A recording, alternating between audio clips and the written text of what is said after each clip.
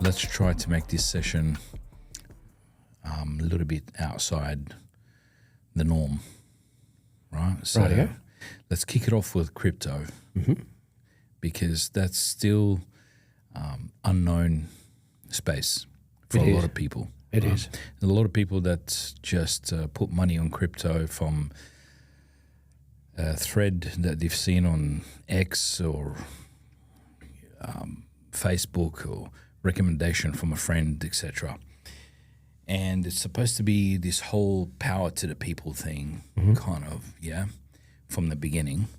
But now it seems like it's turned into just another casino where the rich know how to play and everybody else and the average Aussie just don't have a clue what they're doing in that space. Very true. Very true statement. Wisdom beyond your years, Raymond.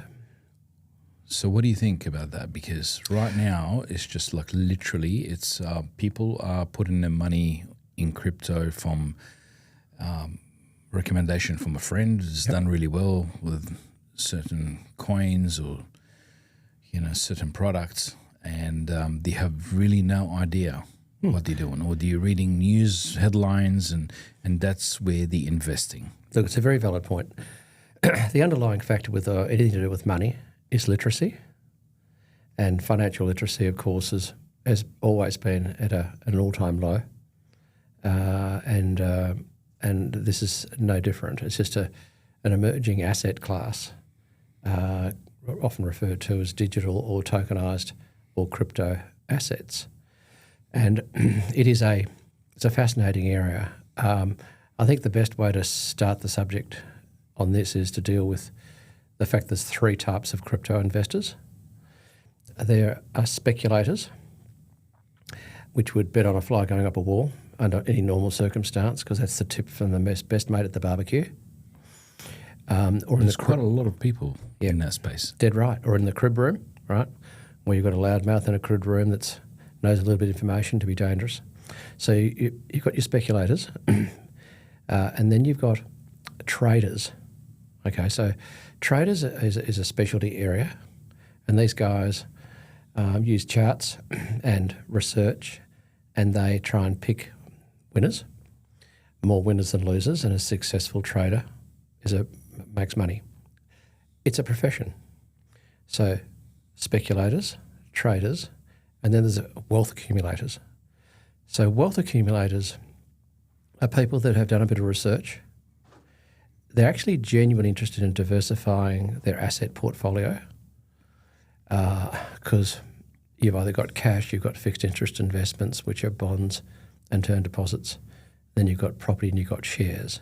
And so the digital asset tokenized crypto world is the fifth emerging asset class.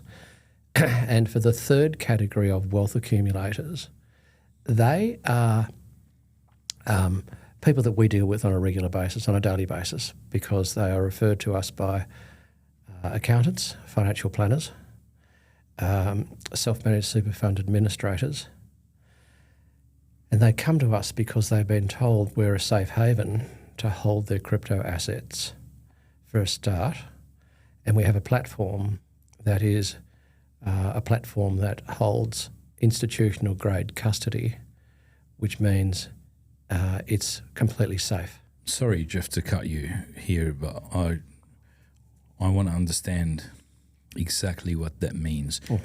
When you say people come to you and they trust you to hold their crypto because you have a platform that you deal with or through that is completely safe. What Correct. do you mean by that, and what does completely safe actually mean? Good question. Completely safe means that it can't be hacked. If you lose your password, you can recover your password, and the underlying security with an institutional grade custody platform means that you have a licensed custody provider that actually holds those wallets off platform in cold storage. And so you can go on and see your Bitcoin on this platform that we recommend, and you can buy and sell it and trade it On that platform. on that platform. So it's like Coinbase or Well, is it similar to that? It's similar in the sense that you can buy and you can sell, right? But the big difference when it comes to security is have a licensed custodian. In this case, the NAB are the major shareholders of the licensed custodian called Zodia, Zodia. Anyone can look this up. It's all public knowledge. It's a massive European licensed custodian provider, of which the NAB are the major investors here in Australia. But you need more than a licensed custodian. You need to have blocked accounts. And that separates this platform from CoinSpot or Kraken or any of the, say, top 20 that you Google as crypto platforms in Australia. And blocked accounts simply means this, that if an accountant says to me, look, Jeff, can you help this guy out? He's got 100 grand of XRP, he reckons, on a platform called CoinSpot. Coinbase. Or Coinbase or Binance. This particular one that comes to mind was Binance. It was only last week. He's got his passwords, but he actually doesn't know how to do the transfer. And I've told him to transfer it across to your platform because then I can get access to accurate data reports to do his tax. And so no problems at all. So I'll deal with that bloke to transfer it off that Binance platform. It comes straight across onto this new Australian platform. It's not that new. It's been around for 6 years. But it's an AUSTRAC licensed platform, which is important for people that are worried about security as well, because it's got to abide by the same rules that the banks abide by when it comes to anti-money laundering. So everything's got to be done correctly. So that the XRP can be transferred across wallet to wallet. Then it sits on the Aussie platform that the accountant can now get access to live reports on. Now, blocked accounts for security reasons means that if he wants to get the cash for those XRP assets, he has to sell them down on platform and then take the money out of his nominated bank account, CBA or the NAB or whoever he uses. Now, that's the only exchange in Australia that has blocked accounts. It's deliberate to stop scamming. And so is Coinbase. If I sell my portfolio down, I can immediately request for all the funds to be transferred into whatever nominated bank account. Correct. That I have. So there's no difference there in that regard. No difference there it is. The big difference is all of these platforms, including Coinbase, allow you to transfer off Coinbase onto any one of over 840 exchanges around the world. And this is what the cyber criminals do. If they get access to your account and if you don't have blocked accounts, then once they get in there, they can transfer your Bitcoin off onto their nominated bank account, take it out in, Ukraine or wherever the crooks are holding out. Sure. And steal your money. Sure. What makes that platform unhackable? Well, when they go into a hacker, there's nothing there because the actual assets are held in cold storage off platform. Cold storage, meaning it's completely offline? Yes. Okay, so how does it update itself? Well, it updates itself. It updates itself automatically, but it's not online. Okay. And so the type of storage facilities that everyone uses, generally speaking, are one of three. Self-custody. You might have heard of the term Tracer wallets. So they're so popular brand. And it's like a hard drive about as big as your phone. And there's a term used in crypto education land of no key, no crypto, which means if you don't control the key to your crypto assets, then you don't control your crypto. Now, technically that's an accurate statement because you download your Bitcoin or whatever onto your Tracer wallet. You have a special key to get into this. And then you go, once you transferred it off the platform, say Binance, onto your hard drive, Trezor wallet. You then go and put this in your safe at home. Lock your safe. And so off-platform, completely safe. The only problem with that is that there's been too much evidence of people losing their key to get back into this, which means that they've lost. Similar to losing your password or forgetting your password or misplacing it or whatever it is. Yeah, totally. And so that's a real problem. If you physically lose the hard drive or you actually lose the key to get into your hard drive, you've actually lost all your crypto. You can never get them back.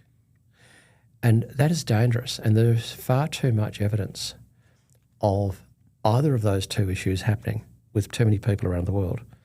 There's a very famous case at the moment for a fellow in London that's doing a crowd raising to get about £8 million to go in and turn over a massive London rubbish tip because his wife threw this out when she was doing a clean-up in his office. Wow. And it's a big number. Like it's like £100 million of Bitcoin. Like it's serious. And so, because he started buying Bitcoin when it was like $2. It was outrageous. And now it's 100,000. And so that's why self-custody is fine with many people. It's not the best for everybody. The next form of custody is platform custody, where the platform says, hey, we secure your assets on platform, leave it up to us. Now, that is a massive risk because platforms get hacked, right? I'm very friendly with a cybersecurity guy that's one of the leading fellas in the world. He was BHP's cybersecurity boss for 8 years. Now runs a massive operation listed on the NASDAQ in New York in the cybersecurity industry.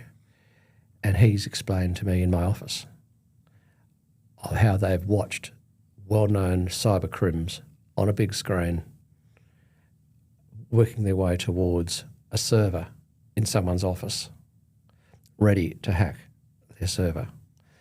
And they know all them. These are the Chinese guys here. These are the North Korean guys. These are the young scamsters out of the Ukraine. They've been around causing a bit of grief, but they're not really that bad. Sure. And they've actually watched them go onto platforms, onto crypto platforms. Sure. They watch the money go in. They watch them buy the assets. They see the pattern that they've been using. Yep, all the money's gone in. They made all their purchases, and then they just go and steal them off the platform. That's platform security, no good at all. And then you've got what we call licensed custody, which is the custody that's used on the platform that we recommend. Okay. Now, in that platform again, just what's the name of it? W99, Wealth 99. W99. Yeah, Wealth 99. Right. And is there like a different fees structure to be on that platform versus Coinbase or something else? There is. And you pay for your custody. And so you pay for it. Yeah, you do. Yep. So these are the fees. Do you know the fees? Yeah, absolutely. Yeah. 100,000. So for the first 100,000 of assets under administration, it's 1%. It's actually 0.95 for the first 100,000. So call it 1. 1% once off, or that's ongoing? And ongoing. Yeah, and that's charged monthly. So, $100,000 is $1,000. $1,000 divided by 12 is the amount that gets deducted out of your cash account each month. Every month. It's just like an assets under management fee. We know most of that goes to fund the licensed custodian because they're expensive. And then it's 0.5% for every dollar after $100,000. Right. Yeah. And so and then it's $1 a month. Just because it is. It's a membership fee. $1 a month. $1 a month on top membership of that. fee. Yeah. Okay, well, Now it's that's not going to break the bank. No, but it's 0.5% for a buy and it's 0.5% for a sell, 0.5. Expensive. So we never encourage people to use it as a trading platform. Because if you're a trader, because we said there's three types, there's traders, speculators, and wealth accumulators. So if you're a trader, we would go, don't use this platform.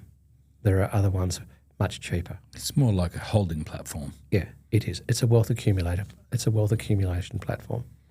And so that is so that's, if you like, a bit of an update on where that whole world works. Sure. And our clients are people that have already got superannuation assets as a general rule, and they might have 300, 500, $1 million in super, and they'll go, look, Jeff, we've already done our research. We know you've got the safest platform, but we want a platform that's user friendly.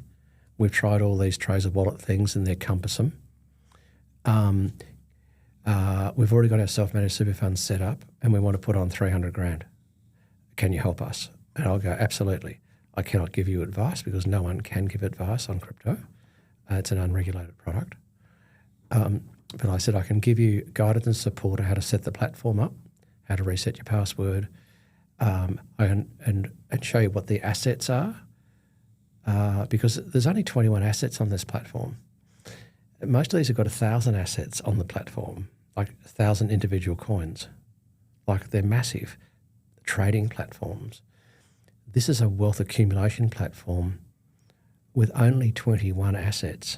So you mean the accept only 21 different Absolutely. assets. Yeah. So this is not just if you've got 100,000 of some Donald Duck meme coin or whatever, you can't transfer it across. No, you can't. Okay. Yeah. So the Melania Trump coin wouldn't get on. It is. There's over 13,000 actual crypto coins. There's millions of meme coins, which are crypto, but they're a meme coin. Of the the 13,000, there's, in our view, if you are an accumulator, not a speculator, if you're an accumulator and you've gone, I just understand it's another asset class.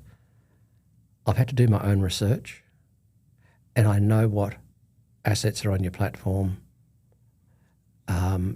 There's little portfolio bundles there. We're going to use a couple of those, and bingo, they invest their dough, and that's the role that I play in helping these people, because they have to do their own research on what they invest in, and 3 of those 21 assets are tokenized assets, and they are gold, silver, and platinum, because many people like to have some access to precious metals. And it's one of the best ways to explain how a tokenized asset works, because if you want to buy $1,000 worth of gold on this platform, you'll own gold tokens, and the immediate cynic would go, well, yeah, that's fine, but it's just an algorithm. It's not real gold. And you'd say, no, it is real gold, because that $1,000 goes to ABC Bullion House in Sydney, and it buys $1,000 worth of bullion, which stays in the vault. And your $1,000 worth of gold on the platform is a digital image of your actual physical gold that sits on platform. So it's like a genuine ETF, exchange traded fund. It's backed 1-to-1. And that's what a tokenized asset is, because they're tokenizing properties now, and they'll be tokenizing shares and bonds very soon. There's a massive shift in New York and in Singapore to tokenize what they call real world assets, which is actually underway as we speak. Right. Well, Jeff, you deal with people chasing wealth all day, every day. How many of your clients have made serious money on crypto? Okay, that's a good question. And the qualification is serious, right? Because you can punt on a meme coin or on a spec coin that's in the top 100 and get 100 times return. They're rare, and that's what you hear at the barbecues and in the crib rooms. There's a little platform or a little portfolio or a bundle of blockchain assets, 4 of which sit within the top 20 of coin market cap in market capitalisation. So like in the top 20 out of 13,000. So they're like right up the top. That portfolio has generated an average annual return of just over 60% per annum for the last 4 years. There's a great old saying, past performance is no indication of future performance, and that's a true statement. But these are the platforms that other people do their business on, and often refer to the gold rush days in Australia, where who made all the money? Was it the guys out there digging up the gold, or was it the people selling the picks and the shovels and the wheelbarrows? Well, it was the latter. They're the blokes that made all the money. They were providing all the tools, and they made a fortune. Yeah. And I think if you, in this particular case, with these blockchain platforms that are e-commerce centres in themselves, where people pay fees to get on them, it's probably a well-selected little group of IT companies, essentially. So that's a very high return. If Australian equities are getting 8 or 9%, or ETFs might be getting up to 12, very low fees. Yeah. And property sort of in that area, depending on where you're investing. 60% seems unbelievably high, but it is factual, and we think that we always talk in terms of halving it and go, look, just halve it and do your numbers on getting your 20s and 30s and your compound. But you're not a trader, you're not a speculator, you're just investing in high quality IT companies, which really are referred as crypto businesses. And look at their use cases and what they're doing. Are they doing business with Amazon or PayPal or in Australia? I mean, the ANZ Bank have just done this deal with a business called Chainlink, and that's Chainlink is one of the assets on this one of the 21 assets on the platform. Right. Yeah. Well, look, everyone's raving on about tokenized assets like it's the future, but aren't we just creating a fancy new way to package shit up, and if things going to explode or go south, it's just going to be disaster? No, I don't think so. If you stick to the knitting of genuine assets. Genuine assets. Genuine assets. What do you consider to be genuine assets? Genuine assets that have a use case. So what is XRP used for, which is one of the top assets on this platform? Well, it's used to help central banks onboard and offboard fiat and cryptocurrencies. It's a software. It's got a use case, right? Bitcoin is a storage of wealth. Ethereum, we could set up the Jeff and Ray coin, and we could mint it on the Ethereum blockchain, and Ethereum would give us a complete financial ecosystem to manage the money, the promotion of it to all their members, and they would charge you and I a fee to do that. Solana is a more modern technology platform than Ethereum. Solana have almost half of the fee income of Ethereum. Up until only about 9 months ago, Visa card was the fastest money transaction platform on the planet. 50,000 transactions a second. Visa card globally, fastest. And with a complete record of that whole transaction. So someone pays for your services here at the front desk with their Visa card. They take the money out of your account, and this money goes everywhere, right? There's a few bob here and a few bob there. Yep.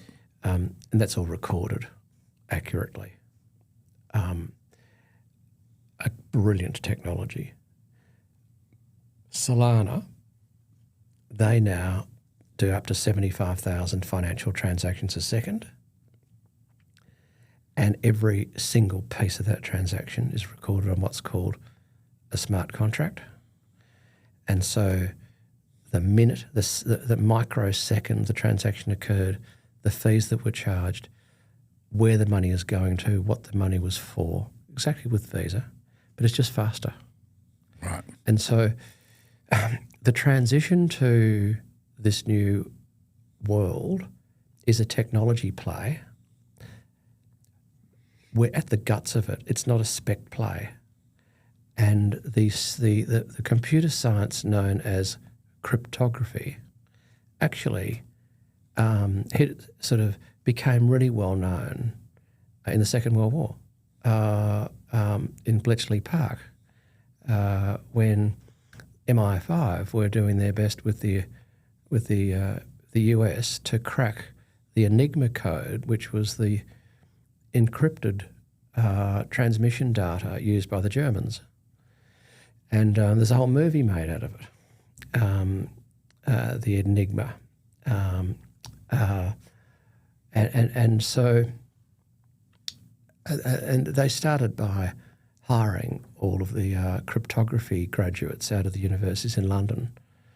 And it was a massive, massive operation. I mean, apart from all the handful of geniuses headed up by Alan Turing to actually do all this research work, I mean, they had up to 3,000 women providing all the administration support to these guys. It was an enormous operation. And so cryptography is actually what we're talking about. It's a computer science. And if you're dealing with these top companies that have based their business on this technology, then it's simply an example of man's development in a certain area of expertise, and so a blockchain that provides the platform for you to buy your BHP shares, which is coming, is a fantastic thing because it's faster, it's cheaper, and it's safer than the current arrangement, and everyone knows that dig into it. Cheaper, faster, safer. And it's just a progression. We went from analog phones to digital phones. It was a progression. And so when we talk to accountants and these super fund administration companies, they go, yeah, Jeff, we need to talk to you because all the 40s and unders are asking us, can we go somewhere and get some help with this? Can we have a platform that you know is safe and is it user friendly? Because we don't. Up until now, we had no idea how to handle the inquiries. So, fair enough. Before we jump off crypto and talk about novated leasing for electrical vehicles, if I wanted to put a little bit of money on crypto, what would your top 3 recommendations would be? And again, we have to stipulate that we can't give financial advice or investment advice on your show, but it's just it's a question that I have. What would you recommend that I look at? Look, we take it to a next step because it's getting into speculation. Then pick these top 3. Way we handle that inquiry, if you came to see us, we wouldn't say put your money here or we just wouldn't answer that question, Ray, because we would need to know more about you. Like, we've got a way of working out I just want to make money. What your risk profile is, though. So a risk profile is an old financial planning term, but there is a way of assessing your knowledge about the industry, and we take you through a strategy session, which I'd love to do at some stage. It takes about 20 minutes, but it gives us a bit of an idea of how you think about certain things. Now, yes, you want to make money. Everyone wants to make money. But where's your appetite for risk? That's something that needs to be... So once you establish that and you got this information, then are you able to make recommendations on where I should be looking to putting my money? Yeah, absolutely. And we can, and then we give you the building blocks of knowledge, not volumes of it because everyone's busy, but we'll give you some small building blocks of knowledge on a group of assets that you should go and do some research on. Just do a bit of reading up on them. so that you become an educated person and not just a speculator. Because we want our wealth accumulation people to know what they're doing. Sure. And to be more sophisticated than I got a tip at the barbecue. Those days are not for professional investors. Now, a professional investor is not someone that's got a couple of $1 billion. I don't mean that. I mean people that are articulate, they're intelligent, they can read and they can write. Correct. And they can read a small paragraph about what this is that I'm investing in. If you're going to invest in BHP shares, you know what they do. They dig this stuff out of the ground and people want to buy it. Yeah. And it's got a use case. You turn it into iron ore. Sure. Iron ore to steel. And well, why is ANZ Bank investing in this company? I'd give a small paragraph on that. So people go, oh, well, that makes sense. I understand that. Okay, got it. I would do that first, and then I'd give you access to the platform, and then you go and do a little bit of research on those assets in the platform. And you might just go for two little bundles, one like blue chip and the other one Sure. blue oceans, and you might blend them. Right. Because diversification is the key in Absolutely. anything. It's not trying to pick a winner. Especially in investing. I get that. So here's another quick question. Let's just say I come to you and say, Jeff, I've got $10,000. I don't really care about it. I don't care if I lose it, make money on it, whatever. High risk. Yep. I want to play. Yep. Can you make recommendations on where I should put that? No. Okay. And anyone that does is providing advice, Correct. and that's illegal. Okay. All the boundaries, Dead right. all the red tape that we have.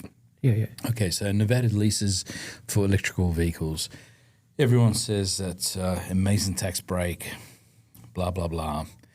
But aren't we basically just giving tax subsidies to people who are earning six figures onwards and, to drive Teslas while the average person with a minimum wage can barely afford, to fill up their Toyota or...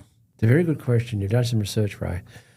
I set up the only novated leasing brokerage business in Australia. It's still it's still the case today. I did it for a range of reasons, but one of the reasons was that I wanted to give people transparency when they were tempted to take out a novated lease, because a novated lease still today is an unregulated product. Now, what that means is, by law, a novated lease provider legally does not have to disclose anything of material interest to the customer, including the interest rate. And as a financial advisor that formed the first fee-for-service, full disclosure financial planning company many years ago, Ray, back in 1995, we set up WB Financial. We did a lot of education work for the mining companies and the oil and gas companies.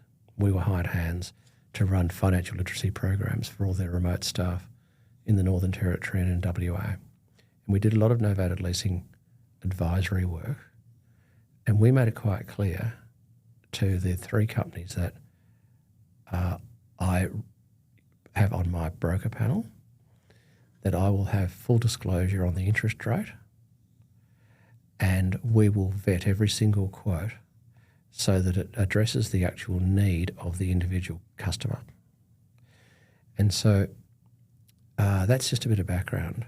Because it's an unregulated product, it seems odd that, given that it's designed for the private individual salary person, that legally there is absolutely no compulsion for the promoter to tell them anything that's important about the deal. And that is weird, but it's the case. And so the novated leasing services that we provide are full disclosure. We help the employer understand how it can benefit the employer from a salary packaging point of view, from a staff retention point of view, from a staff attraction point of view.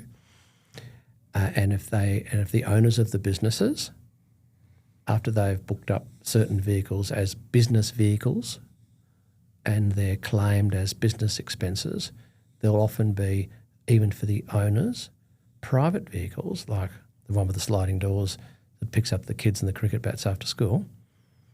That can be done as a novated lease, and often it's a better deal for a novated lease on that particular vehicle, but that's not an EV.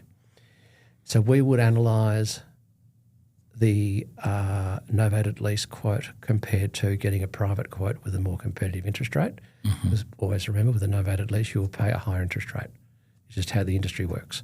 If you can get 8% from your finance broker for your car, you'll pay 13% for a novated lease. The 8% deal is non-tax deductible, the 13% deal is. So then you go, well, if I'm paying a high interest rate, is the tax deduction I'm getting still going to make it a better deal than the after-tax 8%, if that makes sense? Right. And so we do that analysis for every single one of our clients so that they actually get not a product flog, they actually get two choices. Oh, this one's better than that one, this is the proof. Novated leasing of electric vehicles is a very different world because as soon as the Albanese government got in, they were so hogtailed to the Greens that the Greens forced them to pass the first legislation within months. The first legislation, and it was about electric vehicles. And so that deal is that as long as it's a full electric vehicle, not a hybrid, and it's around 93K, including GST, purchase price, you can't go higher. And around, you mean up to 93K? Up to 93K. Yep. There's a ceiling. Then you can salary package that electric vehicle through your payroll. Now, let's say it's a $55,000 BYD, a well-known electric vehicle, the Chinese equivalent to the Tesla. You might pay around $20,000 a year, say on a 4-year lease. So if your salary is $100,000, taxable plus super, so you're on $100,000 plus 12% super, but you're taxed on $100,000, and it's $20,000 for the BYD, then your employer will put that $20,000 pre-tax over to one of my 3 providers, the salary packaging companies, and they manage the whole deal through payroll, and they organise the car and they organise everything. And now you're only taxed on $80,000. So your salary and your payslip will go $80,000 taxable because $20,000's come off the top to go to the salary packaging company to fund the BYD. And that'll be what's called a fully maintained novated lease.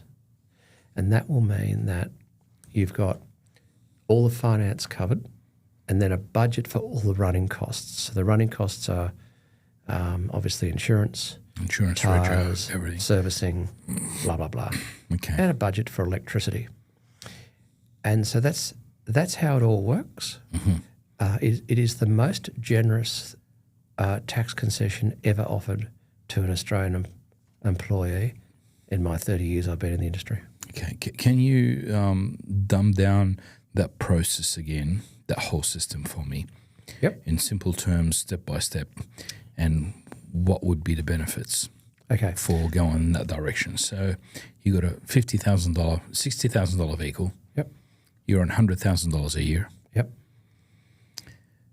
So you go and your employer buys that vehicle for you, or you actually purchase it? No, you own it yourself. So the car is in your name. The car's in your name. Yep. The finance is in your name, and it's a 3-way agreement. Three-way agreement between you, your employer. Yep. Because they've got to offer it as a benefit. It's an ATO approved tax product. Okay. And the third party is the salary packaging company that do all the administration and run the whole thing in conjunction with the payroll of your business. Okay. So one of your staff, Ray, says, I want to do a novated lease. They come to me. I do a couple of quotes for them. I do the analysis and go, yep, this is a good deal for you, right? and then I send that quote directly to one of these three providers. They go, yes, it's all signed off by the client. We'll now go for the finance approval, and then that company comes to you. You're the owner of the business, and you've got to sign a bit of paperwork to say yes, we will be paying all that money, that $20,000 a year, out of your bank account after deducting it out of the employee's pay packet. So that comes to the salary packaging company from, the Doncaster employment mob, and then ongoing deductions will happen out of their payroll, weekly, fortnightly or monthly, depending on what your payroll is for your staff. Automatically, yep. Yep. Automatically it comes out, and that goes to the salary packaging company, and then they divvy that money up. That goes some to the finance company, something into a pot for the salary packaging account for the customer, your employee, and so there'll be money allocated for the tyres, the servicing, the insurance, the rego, every cost associated with running that vehicle. Okay. What happens if I change the company I work for, or if I lose my job? Good question. You've been doing your research. So remember that the name of the vehicle is in the name of your employee, and the finance is in the name of the employee. They simply leave you and go and work for the mob down the road. They take that whole package with them, and then they plug it into the payroll of their new employer, as long as that employer is prepared to take it on. Right. Because there's no cost to the employer and there's no liability to the employer. That's right. So, however, a bit like salary sacrifice for super, the employer doesn't have to do it. Mm-hmm. He does it because he wants to help onboard a new employee. Sure. Yeah.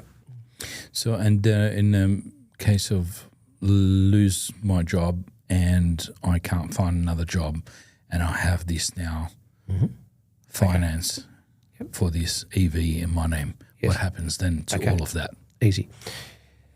You are now fully responsible. You've got a legal contract to the finance company, right? You got to leave the contract off the finance company. You've got a legal contract to the finance company. Yes, you do, yes. And you're locked in.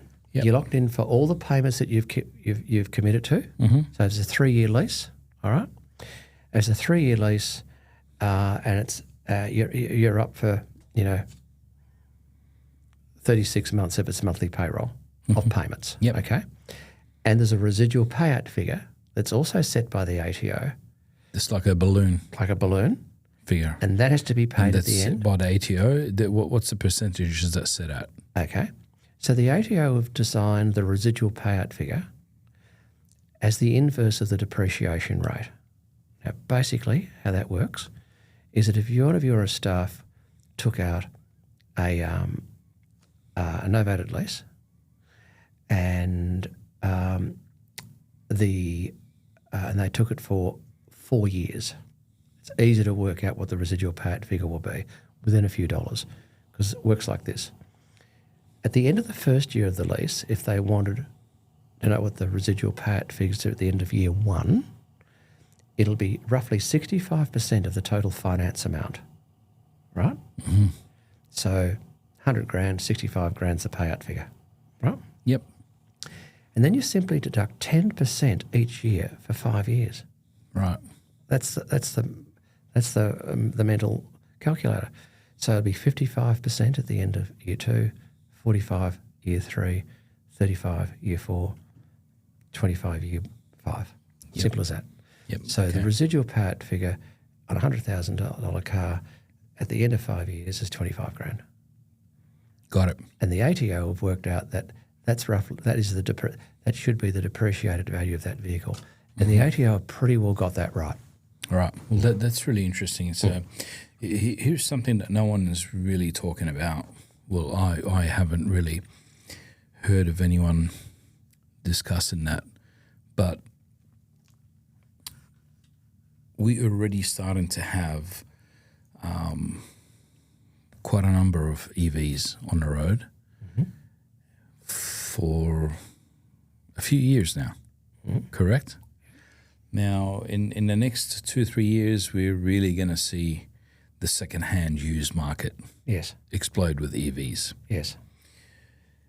Now, you can imagine what happens then when you know the batteries get cooked, and who's going to be left holding the bag when all these EVs hit the used market in a big way, or a bigger way already. Yep. Yeah. It's a fantastic point. And it's something that I always counsel my clients with when it comes to EVs. And I say to them, look, for years, most people have made money out of doing novated leasing if they're smart with the car that they buy. Because you would go for a Toyota Corolla before you'd go for a Ford Fiesta. Why?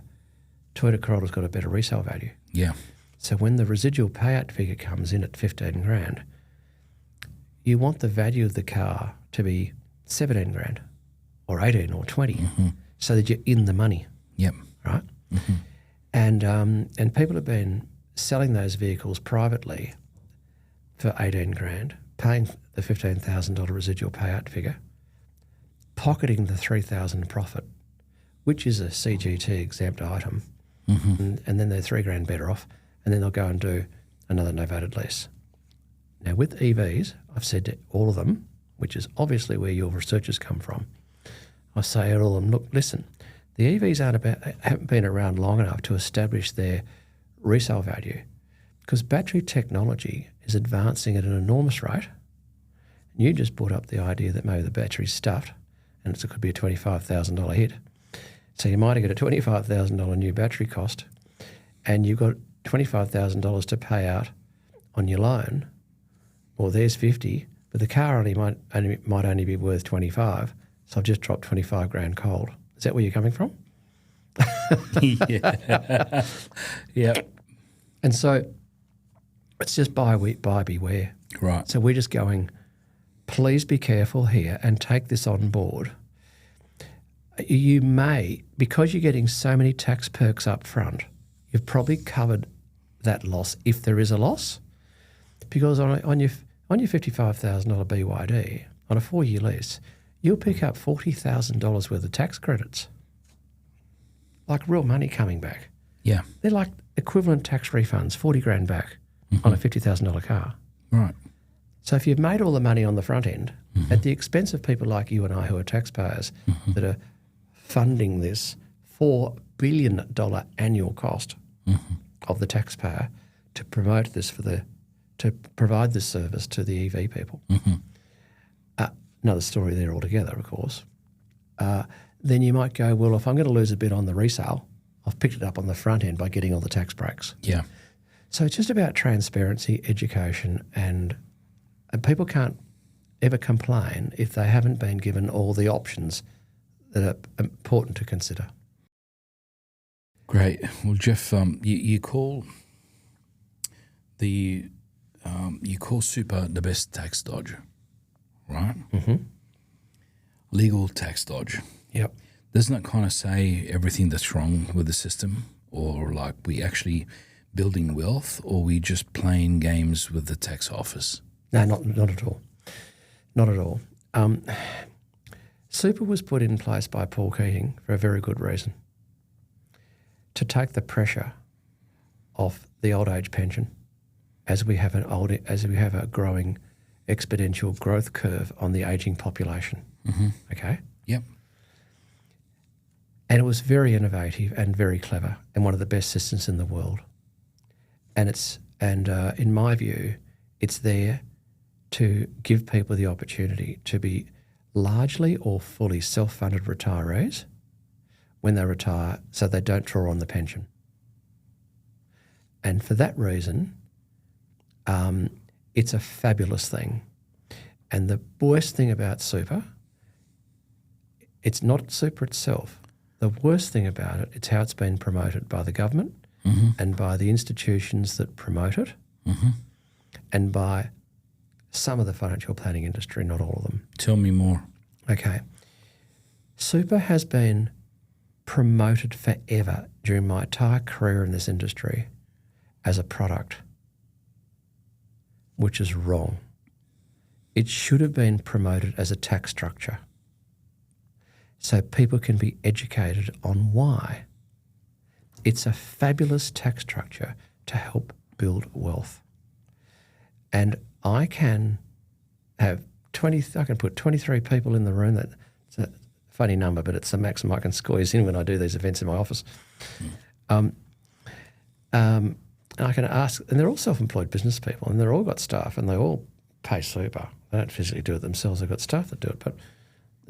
But I can ask 5 basic tax questions of that whole room of educated, successful people.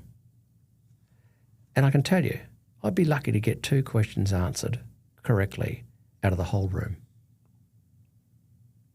And that is a fault of the industry not explaining it as a tax structure, right? Why is that? Is there something wrong with that? I just think are they dancing close to red tape? Not at all. It's just so. What's the problem? Mate, it's bad education. That's all it is. It's just like until now, with all the resources that we have, with everything that we've got access to. Yep. Overload. It's still information overload. Right. So much jargon about the financial industry. Millions of podcasters and people flogging stuff that everyone's an expert. Everyone's an expert. And is it a fault of the education system? Mm-hmm. I think it is.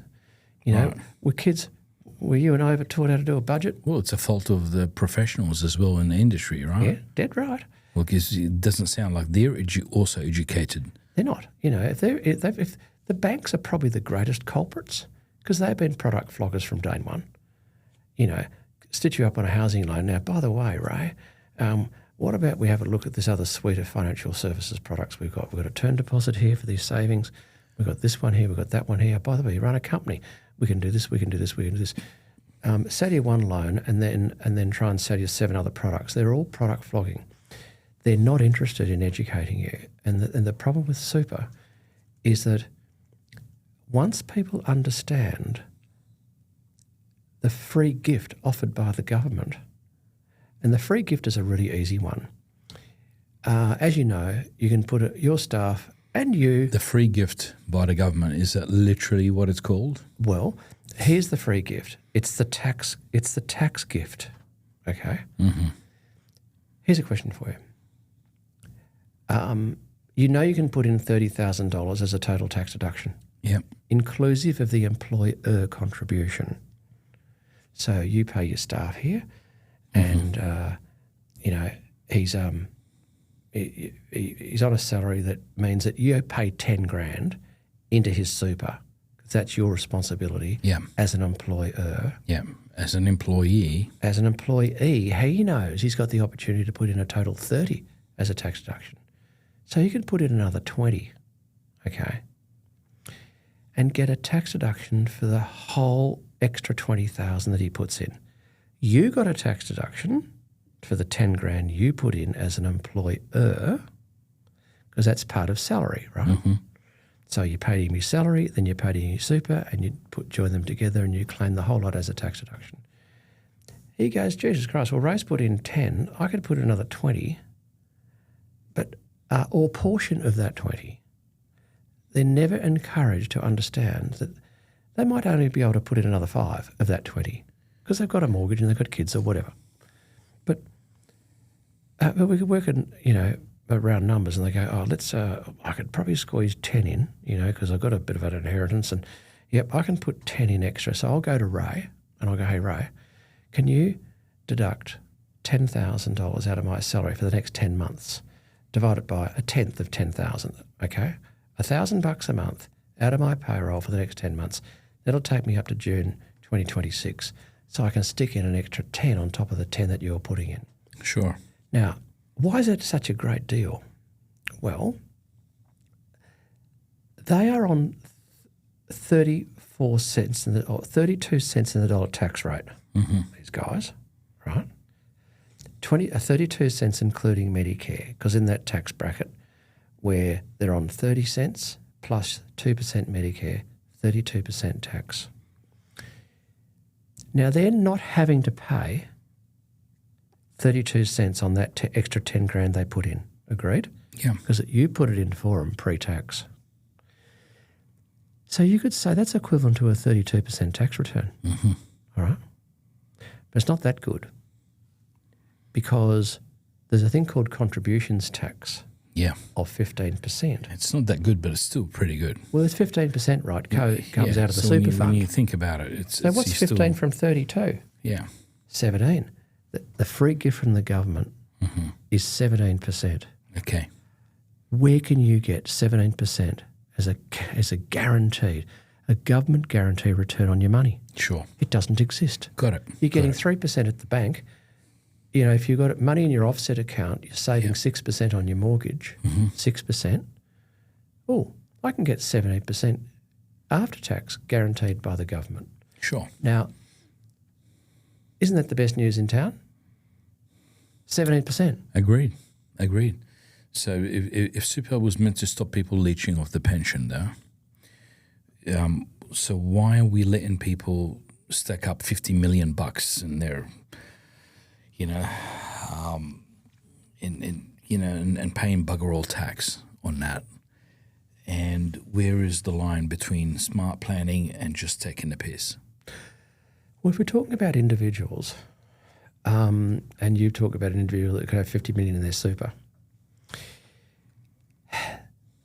I mean, that is currently taxed, all right. So after you can put 2 million in your super fund, all right, and I think it's important to deal with 99% of the people, right? Because we've got this thing called the 99 percenters. That's you and I and everyone else, except Twiggy Forrest and Gina. I mean, they're the 1%ers. Oh. And I will bring it down a bit, okay? So I've been asked to speak at a group that are a very wealthy group of families, about 150 of them, at their conference in May. And they're the minimum entry level there into that group's 30 million, okay? Net assets 30 mil. So let's say that. Everyone is a 1%er if they're 30 million net assets or above, right? It's still only 1% of the community. The government can do what they can. But isn't that 1% of the community that's making all the money? Well, they're Really? high income earners. They might have taken. They might have taken. And they're paying bugger all tax. That's not true. And everyone's I don't believe that. getting hit. I don't believe that. They're not paying bugger all tax. All the taxes. Twiggy Forrest is the third biggest taxpayer in Australia. I mean, there's a lot of hype around that. I don't believe it. These guys pay plenty of tax. Now, the BHPs and these guys with their setups in Singapore, a bit like Apple do with Ireland. Yep. Yeah, I agree. But those guys are taking the piss. I agree with that because they are corporates that are dodging tax, and it is a tragedy that the tax we receive on kids' HEX fees, right? The revenue, which is the interest on kids' HEX fees, is greater to the federal government than the revenue that we get from gas royalties. I'm with you there because that's dodgy as all hell, right? Yeah. A new world, and that's just so bad. But I think that's a different subject. If we're dealing with punters when it comes to super, you're allowed to have 2 million each. So you and your wife can have 2 million each in super, right? Be retired after 60 and pay no tax on the earnings and pay no tax on any capital gains. There's no way you're going to be relying on the pension or part pension if you've got 4 million in your super fund and you own your own home and you've married off your kids. Okay? Yeah.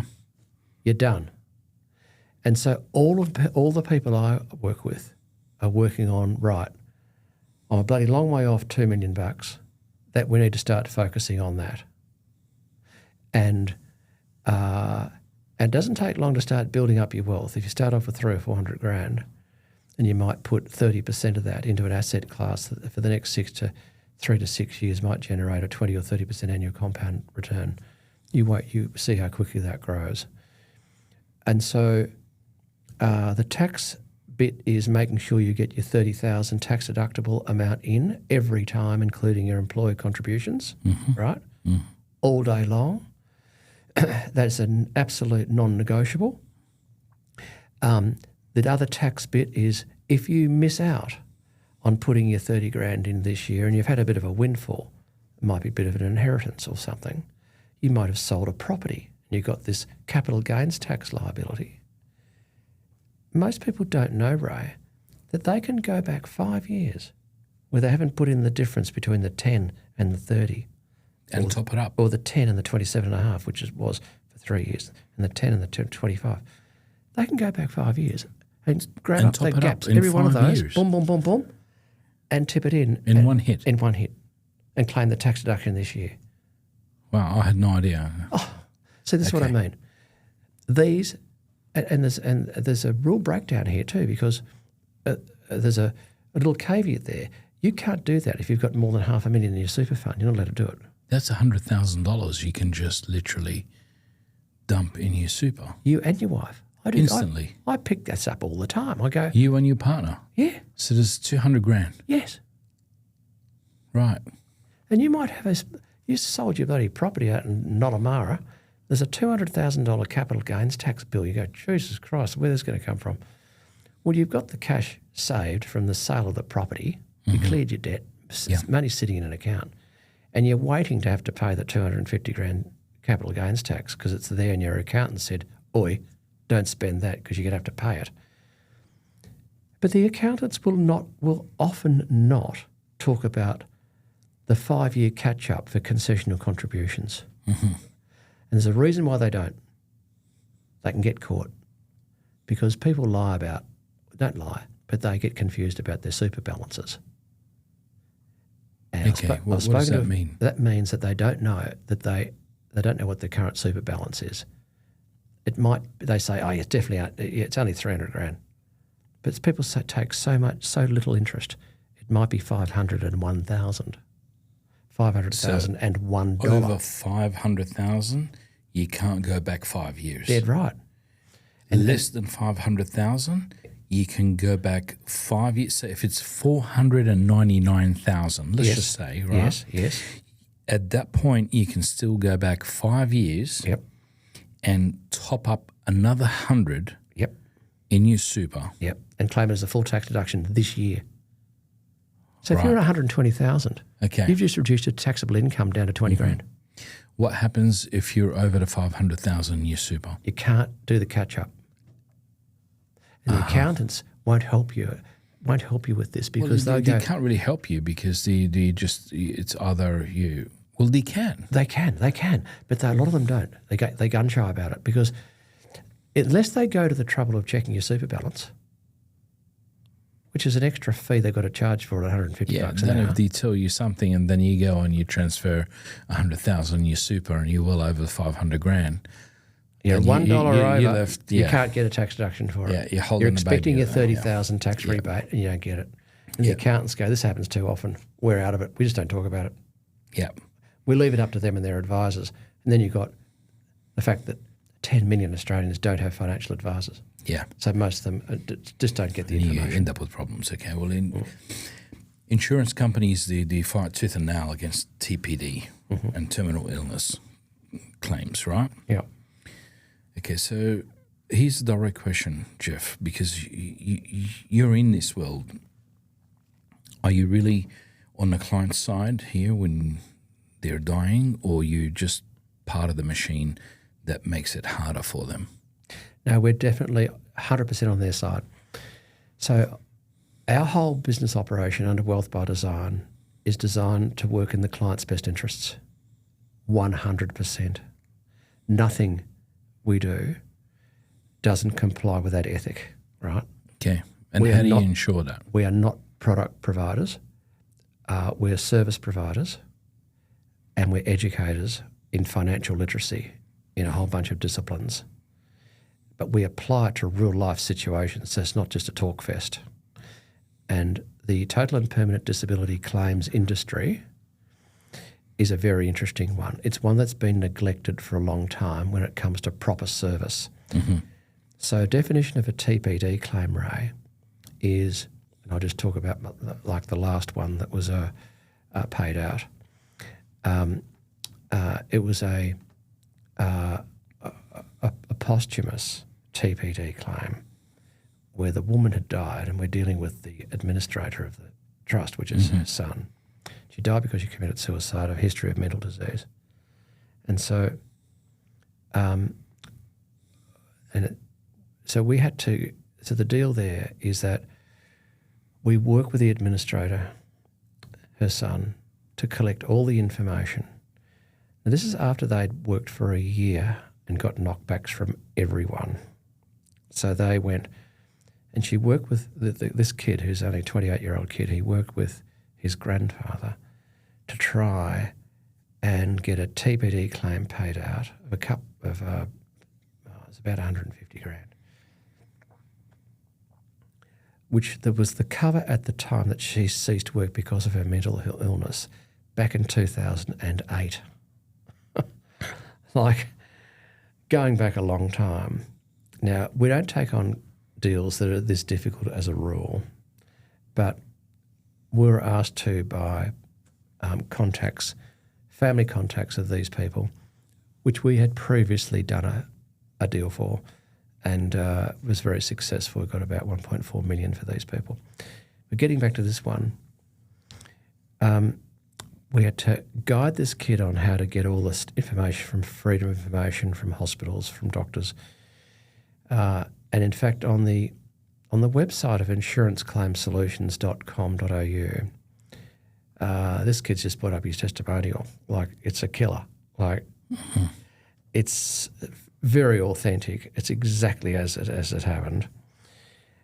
And when we got all the information, we then started to work with the trustee, which was Hostplus, and the insurer, which is Zurich. And anyway, 6 months later, we're a bees off getting the cash. It's been admitted by the insurer, and now we're just doing the fine tuning on the tax treatment because they've converted the TPD claim into a death claim because of a whole range of reasons which we won't go into. The big issue now is the tax. And so we're going to go, look, we've got to prove that he was a dependent at the time his mother died, right? Not at point of claim. And you don't have to be a full financial dependent. You can be a partial dependent. And a definition of partial dependent could be that as part of the benefit his mother was providing him was a roof over his head because he was living there for most of the time. So we get into all that work in order to stop $30,000 of tax bill coming up here, because if it's classed as a dependent, there's no tax. If he's non-dependent, it's 30%. Right. So, so we do all of that work, 100% working in the client's best interests, and this only child that went through years and years of torment with a mother stricken with mental disease, a schizophrenia, all sorts of problems. He will get some compensation to get him started in his new business as an only child after, all of his years of memory dealing with a mother that's chronically ill. Right. And so we absolutely work for the customer. Mm-hmm. The one before that, there was a woman who was working for a very, very large firm in the Terrace. She had an autoimmune disease that was forced her to stop work, like at age 44 or something, two small kids, bad scene. This firm had what's called a salary continuous insurance product in place, which was a corporate benefit offered to the staff. Mm-hmm. Income protection. And income protection is an amount that's paid out each month if you're crook and you can't work and do your normal work duties, right? Mm-hmm. So there's that, and she had two super funds, one with Plumman and one with Gesby. And anyway, there was 250 one and 400 in the other, TPD. And she had done nothing about claiming for 3 years. And there was a chance meeting with this woman on a balcony in Yalea. And before I know it, she's talking to her husband, and she recited this conversation with people that knew the work that we did. And he said, I reckon you're a TPD claim. You can't do your normal work. You're under the specialist, so a GP's got to sign off a medical form, and a specialist has got to sign off too to qualify for a TPD claim. And in her case, some special immunologist, because it was a chronic autoimmune disease that she had. And so he said, I've done my research here, and I reckon you should try and find that bloke. Out of the blue, I get this phone call from people saying, can I pass your details onto these people? I said, yeah, no problem. I thought we were going to get a lead, but it was the actual individual person herself. Mm-hmm. And so we worked through all this. I discussed it with my senior claims manager, who is Simon's, based in Sydney. And we went, yep, we can backdate this whole deal, put up a case, and we've got better than a 60% chance of getting it across the line. And then what about the income protection one? We had a look at that. And her husband said, don't waste your time. It's useless. You'll never get that up. Because she actually phoned MLC and they said, no, go to buggery. That's not a claim. As soon as you left, you had no claim. It was, you've got no cover whatsoever, go away. And because that's not true. Your opening comment was these insurance companies always look at ways of not paying claims. And it's a true statement. And that's what that's the insurance company told this woman. We had a look at it and went, no, that's not true. The day you left this firm in the terrace, the cover was in place and you left for the right reasons. You could not do your work because of your health condition, supported by your GP and your specialist. Therefore, if it had been claimed then, you could have done it as a claim, but we can go back, we can prove all this up, and we're very confident we'll get it paid out. So lo and behold, 3 months it took us. We got 200 paid out on TPD for one, 400 paid out on TPD for the other. We got 3-year income protection claims backdated for the last 3 years. It was a 5-year benefit corporate product, and she's on claim for the next 2 years, which will pick up 400 grand. So what's that, mate? 400 grand plus 400 grand plus 200 grand. Good deal? Sounds pretty good. From nothing. Absolutely. And so that is 100% we working in the client's best interest, because we actually know how to go about sorting these claims out. And then we put them in contact with a proper financial advisor. Sure. That can handle the money.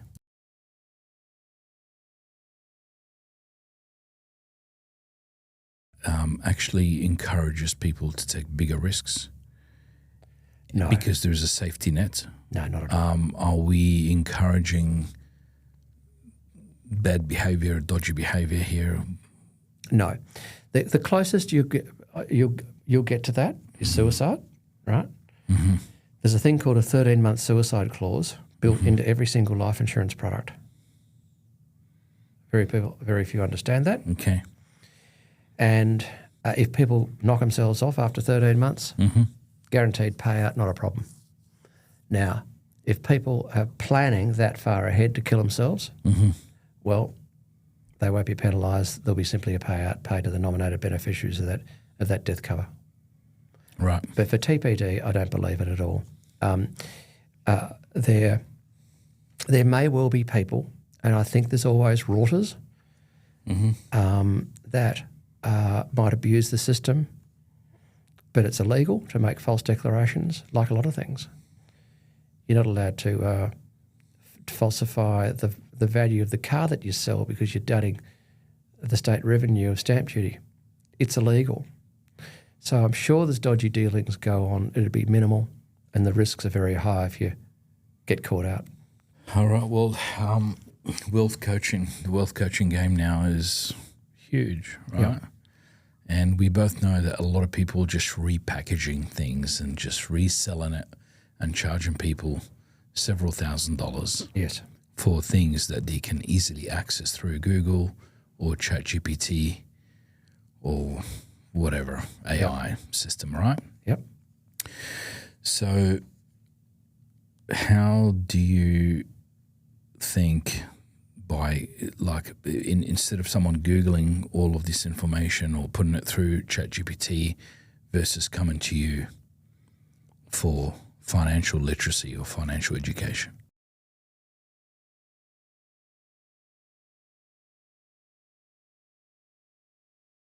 I have been referring work to specialists my entire life. Mm-hmm. So I'll educate someone on why their estate planning needs to be in order. They need a will. They need to understand what an enduring power of attorney is, an advanced health directive, a testamentary trust. They've got kids that are minors, and how the tax minimisation works around a testamentary trust in the event of a deceased estate.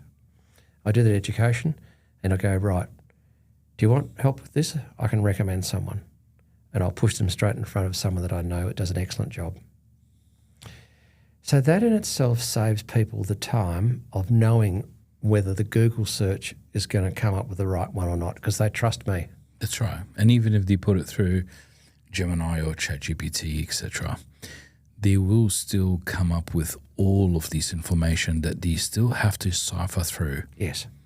And work out what's best for them. Yeah. People are time poor, Ray.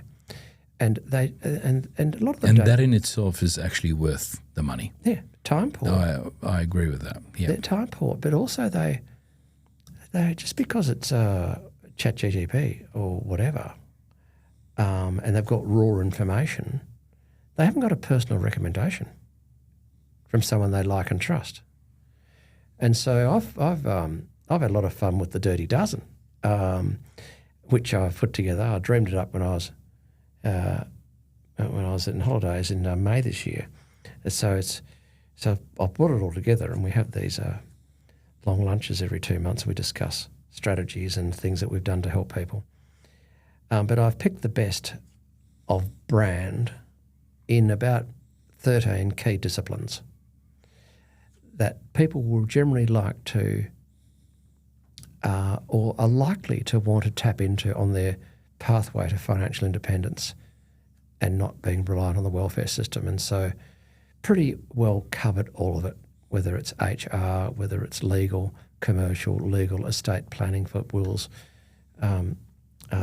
finance broking, it goes on and on and on. And we only had our last lunch last Friday, and it was fabulous sharing how we had all, in many cases, like 3 people had teamed up to deliver a fantastic service to a client. And there is so much to be done so many accountants are not that good, right? Yeah. Some people get accountants out of Facebook. Oh, yeah. Can you believe that? Oh, yeah, you can get anything out of Facebook these days. Yeah, and I had a consultant come in from London, one-man band. He'd been over there for 8 years. He'd lived here. He's an Australian citizen. And the first thing he did is land a $5,000 per week contract with Main Roads. He's an IT guy. Yeah.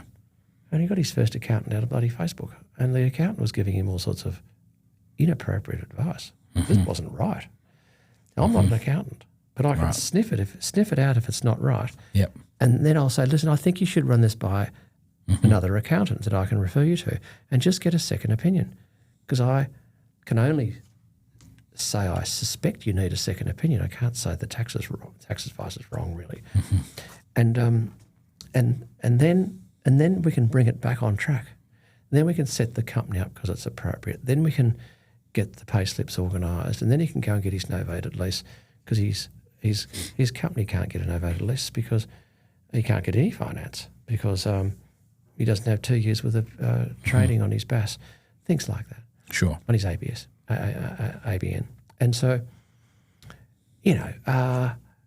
That's what we do with the Dirty Dozen, Ray. It's a very, very good group of people that are growing their own businesses because they've got an incentive. They're hungry to do the right thing. And I sort of sit up here because I organised them all, and I can get an idea on what's going on. And if I think there's someone outside our group that is, they might need they might need some podcasting and promote their business. Well, I know I would go to and recommend it, right? So there's expertise outside the Dirty Dozen. Sure. But no, our wealth coaching is that they get access to 30 years of my credibility, my experience, my ability to judge who's very good at what they do. That's why they pay me a fee. If it's involved in crypto or claims or novated leasing, well, I'm the guy. That's all in-house. I'm an expert at that. If it's any of these other disciplines, I can just refer them to them. Sure, that sounds good. Now, that leads me to the last questions. The last question I have for you is, you need money to afford good financial advice. Now, are we locking out then the people who are not earning as much and not making as much money?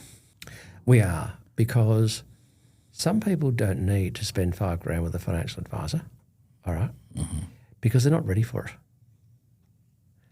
They actually need to do things like get their budgeting under control. It is true you can't help everybody. Correct. You can't help everybody. But you can do a lot of work for a lot of people who do not have a lot of money. Okay. It might be as simple. It might be as simple as getting out of these dodgy industry super funds and transferring them into a retail super fund with low fees, with a better platform, and that are much more honest about how the money is managed. Okay. Now, there's been a big super fund go broke in the East. Stranded 12,000 people. Serious. So it doesn't cost, it won't cost anyone any money for me to have a 15-minute discussion with people, which is a service I offer. If they fill in and send some information in and they book a time in my calendar, I'll give them 15 minutes. They can ask all the questions they like for free. No cost. That's great. And you will get some value. Oh, yeah, of course, because they tell their mates it's not about making money at every time you talk to them. It's not like a bloody lawyer that's on the 6-minute intervals the minute you start talking to them. I mean, I reckon those days are gone anyway. The old bloody AI sort a lot of those blokes out that are just gouging and not helping. Because there's a great post the other day of a bloke in Perisher having a ski, right? And he said, I've done the numbers. I've paid $291 for a day lift pass, right? And when he started skiing as a kid, they're like $25. He said, I've done the numbers on the inflation. And yes, things are getting, so use the inflation rates right up until now. So probably over the last 15 years, something like that, right? Maybe 20 years. And he said it should be, based on inflation, $139, not $291. And he said, I just think this is an example of the polarisation of the rich and the poor, because the middle classes are being squeezed over the last 20 years. And so there is far more of the poorer end and a few of the very, very wealthy. Yeah. But he said, all these people here, there's no shortage of people queuing. So there's people wealthy enough to pay $291. Like he said, and I can just pay it. And I think that is an unfortunate shift in the socio-economic world that we live in. I think all around the Western world, but certainly in Australia. And if I can have someone that might have just put together, $120,000 in an industry super fund, where the evidence is public knowledge now of these guys actually not being competitive with some of the other retail super funds. They're not competitive in performance. reliability, transparency, and fees, right? And you can go, look, what about this and this? You could go online and research a couple of these companies. I can't give you advice, but just go and do that. Sure. Free advice. No charge. Excellent. That's free. Opportunities to do your research. Same with crypto. We give them places where they can go and do their research.